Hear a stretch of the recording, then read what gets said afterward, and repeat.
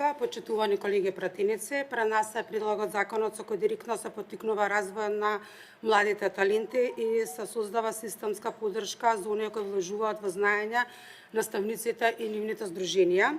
Иако веќе постои законска регулатива за наградување на ученици, ментори и наставници за освоени меѓународни награди на надпревари од областа на математиката, информатиката и природните науки, досега не беше предвидена можност за поддршка на самите организатори на вакви престижни настани во земјата. Оваа законска празнина ја ограничуваше иницијативноста и капацитетот на наставничките здруженија, кои досега со сопствени ресурси и ангажман се обидуваат да ги донесат меѓународниот надпреварувачки дух во македонското образование. Со измени и дополнување на членот 45, каде што се додаваат 5 нови ставови, се предвидува Министерството за образование и наука да може да доделува парични средства до 10% од висината на трошоците за организација на меѓународниот надпревар, но не повеќе од износот од 10.000 евра во динарска противвредност по поднесување на барање до Министерството. Барањето за поддршка треба да содржи доказ дека акредитираното здружение на наставници е избрано да го организира меѓународниот надпревар, периодот кога го организира и финансискиот план за трошоците за организирање на самиот меѓународен надпревар. Во рок од 2 месеци по завршување на меѓународниот надпревар, акредитираното здружение е должно до Министерството да достави извештај и преглед за наменско искористување на доделените наменски средства.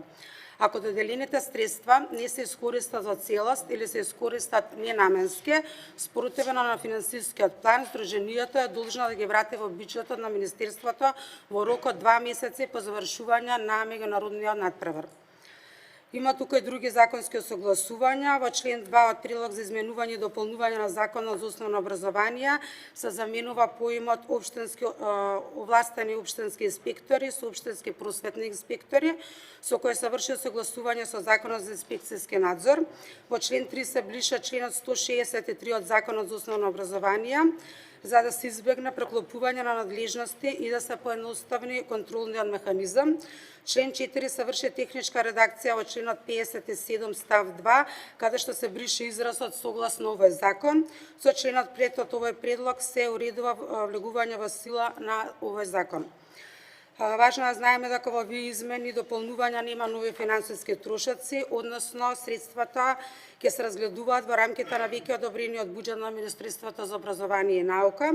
Со овој закон создаваме механизам кој му овозможува на наставниците и нивните акредитирани здруженија да организираат настани кои афирмираат Македонија како земја која вложува во знаење и наука. Затоа ве повикувам, драги колеги, да го поддржиме овој предлог закон. Ви благодарам.